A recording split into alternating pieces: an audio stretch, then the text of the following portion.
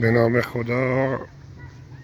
اینجا اصفهان، باغ پرندگان، مجموعی از پرندگان کمیاب و گاهن نایاب که در این باغ بزرگ در شهر اصفهان نگهداری میشه. محیط بسیار سرسبز و زیبا در شهر اصفهان که در کنار رودخانه زاینده رود توسط شهرداری اصفهان بنا شده و مورد بازدید روزانه صدها نفر، به خصوص در فصل بهار و تابستان که مسافران و توریست های زیادی به اصفهان مراجعه می کنند، به این باغ مراجعه کرده و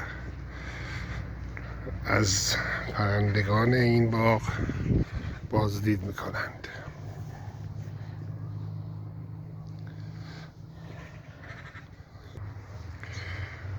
باغ پرندگان در کنار مجموعه های بزرگی مانند آکواریوم بزرگ اصفهان و باغ خزندگان و باغ پروانه ها یا مجموعه پروانه ها، تلکسیژ پارک ناجنان و چندین مجموعه زیبا و دیدنی در این شهر قرار داره که مورد توجه بسیاری از هموطنان عزیز و توریستایی که به این شهر مراجعت میکنند از این مکانهای دیدنی دیدن میکنند.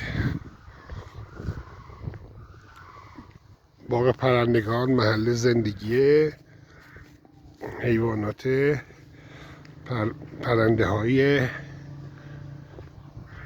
زیادی هستند که به صورت وحشی در این فضا و در زیر این تور امنیتی قرار دارند و به صورت وحشی زندگی میکنند. از نمونه پرندگانی که در این باغ قرار دارند در این موزه مشاهده میکنید.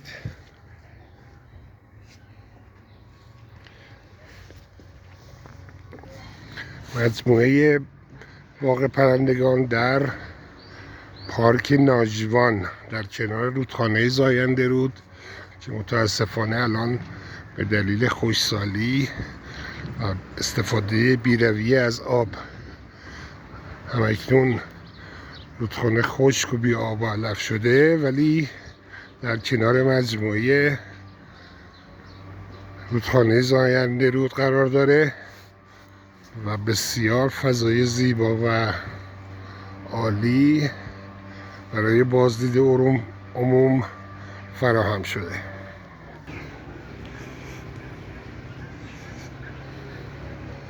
محل زندگی طاووس ها به صورت طبیعی و چیز زندگی میکنند.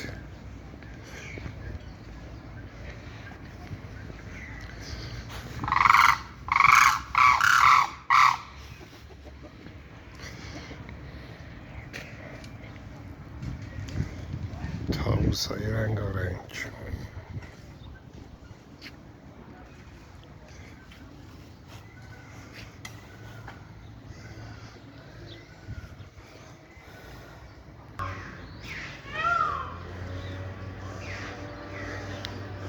چپچ،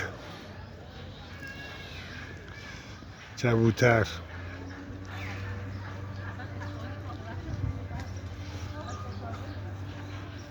طاووس.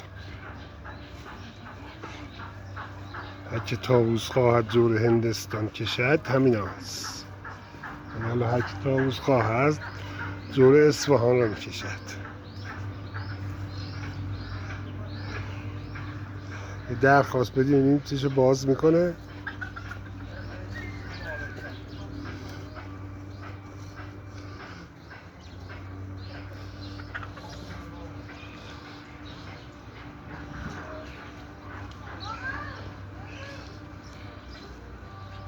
کپچ،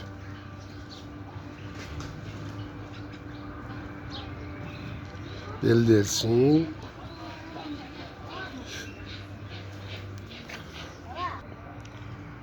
عقاب صحرایی،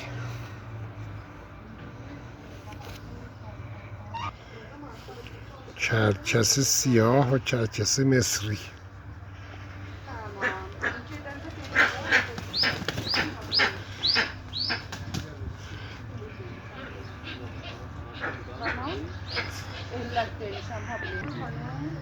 لک لک مارابو.